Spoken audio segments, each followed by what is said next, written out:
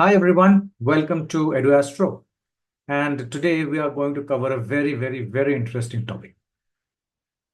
Now, we have seen the horoscope, we have spoken about the planets, we have spoken about the zodiac signs, we have spoken about the nakshatras. Now, we have also spoken about that the planets in your horoscope, they have a specific position, right? And everybody has different positions of different planets in different divisional charts, and there are a lot of meanings to that. But how do you understand it? We are going to go through that, and I'm going to give you a glimpse of how to think and one good example as to what exactly comes out when you understand. So, in Vedic astrology, your birth chart is a snapshot of the sky at the moment of your birth, which we have already discussed. Now, the positions of planets within the 12 houses and the 12 rashis or the zodiac signs, they provide a comprehensive map of your life's potential. And they also show what karma are you carrying, what karma are you here for, what's your path, a lot many other things. Now, by examining the significance of each planet and the impact of its placement in your chart, you can get to know a lot about the secrets of your life, your charts, your karmas, and your personality. Thus, it is very important. So, I'll give you some examples. Let's start with Sun or Surya. The Sun represents your core, yourself, your ego, and vitality. It also represents leadership qualities. It signifies your identity, willpower, and the leader in you. So the house and the sun sign, the house and the sun, the zodiac sign where your sun is located in your chart will indicate where you shine the most and where you seek recognition and purpose. That's where your Atma or your soul resides. That's what you really want to do. Next, we have the moon or Chandra. The moon represents your mind, emotions, and intuition. It governs your inner world, subconscious, and emotional responses. The moon's position in your chart, wherever it sits, reveals your emotional needs, how you nurture yourself and others, and your instinctive reactions to life. Then you have Mars or Mangal. Mars represents energy, action, and desire. It signifies your drive, ambition, and courage. And Mars's placement shows how you assert yourself, pursue your goals, and handle conflicts. It also indicates your physical vitality and passions. So, you're getting it, right? There are certain qualities of the planets, and wherever they sit, those qualities are really imbibed, and you will see very profound impacts of those qualities in that area of life. Mercury. Mercury or Buddh governs communication, intellect, and reasoning. It represents your mental faculties and speech and adaptability. And the position of Mercury represents how you think, communicate, and learn. It also indicates your approach to problem solving and interaction with others because Mercury is also very analytical. Now, then comes Jupiter or Guru. Now, Jupiter symbolizes wisdom, growth, expansion. It represents your beliefs, higher learning, sense of optimism, morals, and of course, a lot of other things. Now, Jupiter's placement shows where you seek your knowledge, how you expand your horizons, and where you find opportunities for growth and abundance. Now, Venus or Shukra, it represents love, beauty, and harmony, but it also represents rejuvenation. It signifies your relationship, artistic inclinations, and sense of pleasure. So, the position of Venus in your chart reveals your approach to love, what you value in relationships, and your aesthetic preferences. Now, Saturn. Saturn or Shani symbolizes discipline, responsibility, and structure. It represents your work ethic, challenges, and a long-term goals. Now, Saturn's placement shows where you need to develop patience, overcome obstacles, and achieve mastery. It also indicates your sense of duty and perseverance. So these are all the planets which have mass. Now the planets which don't have mass, like Rahu and Ketu, the mathematical points as we have discussed, they also show us something. Now Rahu, the north node of the moon, represents desires, ambition, and unconventionality. It signifies your material aspirations, obsessions, and innovative thinking. So Rahu's placement in your chart reveals where you see growth, where you push boundaries, where you do unconventional things, where you explore new possibilities in unconventional manner. It often brings intense focus and the paths which are not generally taken by the others. Then you have Ketu, the south node of the moon. It represents spirituality, detachment, and past life karma. Does not mean that other planets do not denote past life karma. Every planet does. But Ketu itself is the biggest denoter of past life karma. So we lay a different emphasis on it. Now it signifies your inner wisdom, spiritual pursuits, and the ability to let go of material attachments. Ketu's placement reveals where you seek spiritual growth, intuitive understanding, and where you may experience sense of disconnection from the material world, right? So Rahu is about the material world, Ketu is about the spiritual world. Now the placement of these planets in 12 houses of your birth chart in the different rashis, they add another layer of meaning. Each house represents different areas of life as we have discussed: career, relationship, health, spirituality, etc. Now, the interaction between planets and houses provide a detailed map of your life experiences and potential.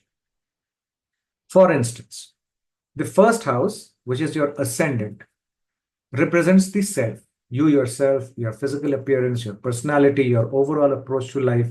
We have discussed in the previous ascendant video. Now, if you have a sun in the first house and a strong sun, it is well placed without any blemishes or without any malefic influences, then it can indicate a confident, charismatic, and authoritative personality.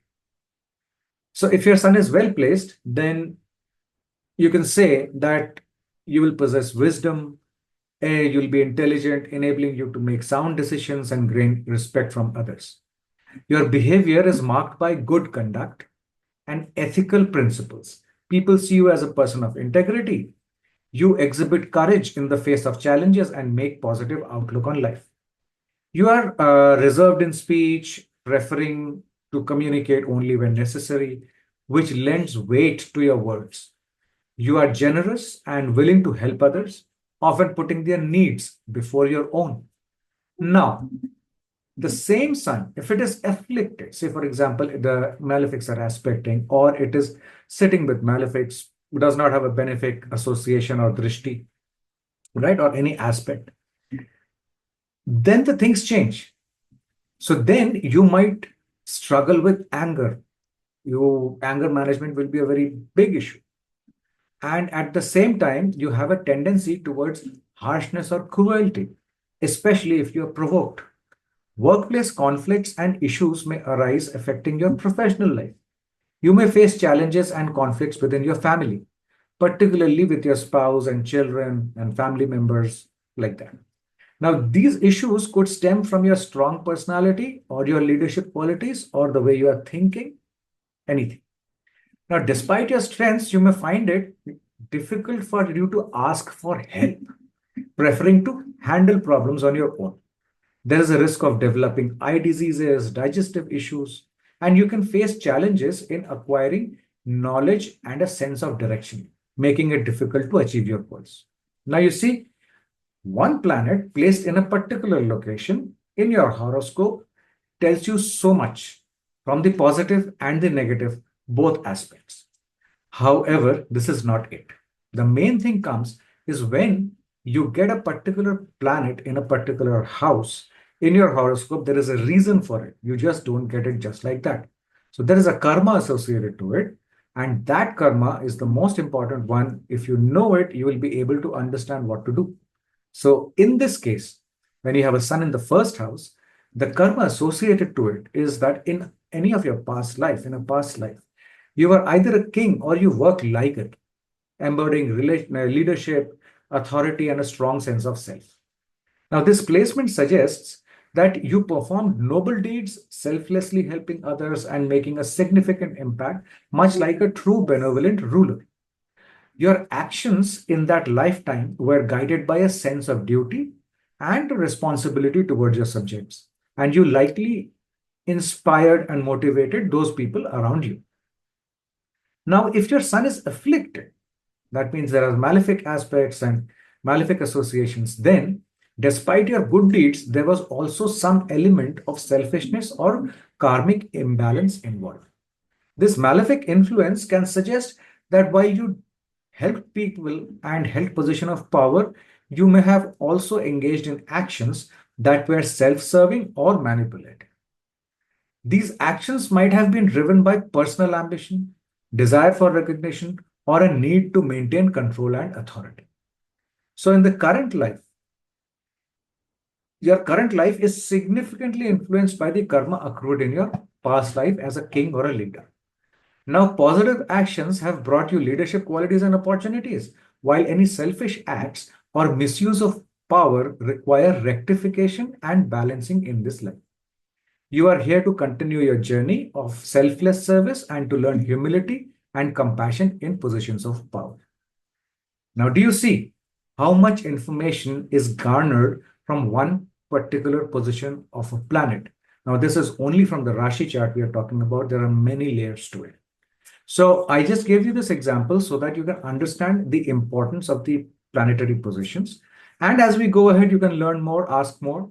Obviously, we cannot cover everything like this in short videos. So we have our courses in which we have covered all in our classes. We have covered all the positions. If you want, you can take a look at that. Now, I'll give you some more examples.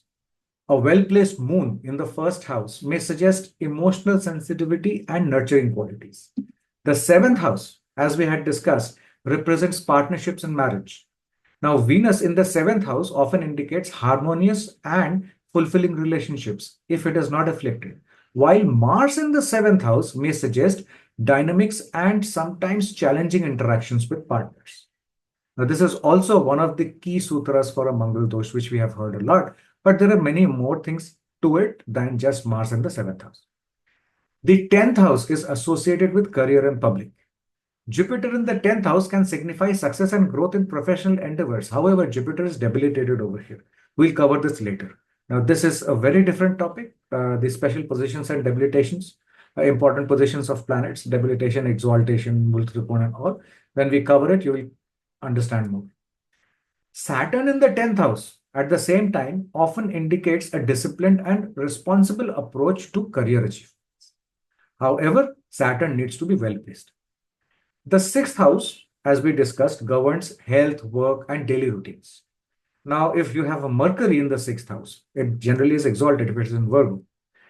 It may indicate strong analytical ability and efficiency in daily tasks, while Ketu in the 6th house could suggest a need for spiritual integration in everyday work and health practices. So, with the planets, planetary positions, you can also know what exactly you need to do, how you need to tweak your things, your particular actions, and get the best out of it. So these planetary positions, they do not only shape your personality, but also influence how you navigate life's challenges and you take the opportunity. So understanding these positions can provide valuable insights into your strengths, weakness, and potential growth areas. So it's very important to understand this. And by exploring the meaning of these planetary positions in your birth chart, you can gain deeper understanding of yourself and your life's journey. It can guide you for your personal development, relationship, career choices, and spiritual growth. So with that, thank you very much for listening. Please do like, share, and subscribe. And we will catch up with you in the future videos with other topics. But if you want to know more about the planetary positions, you can find the link in the description box below and go ahead and check it out. Take care. Thank you. Bye bye.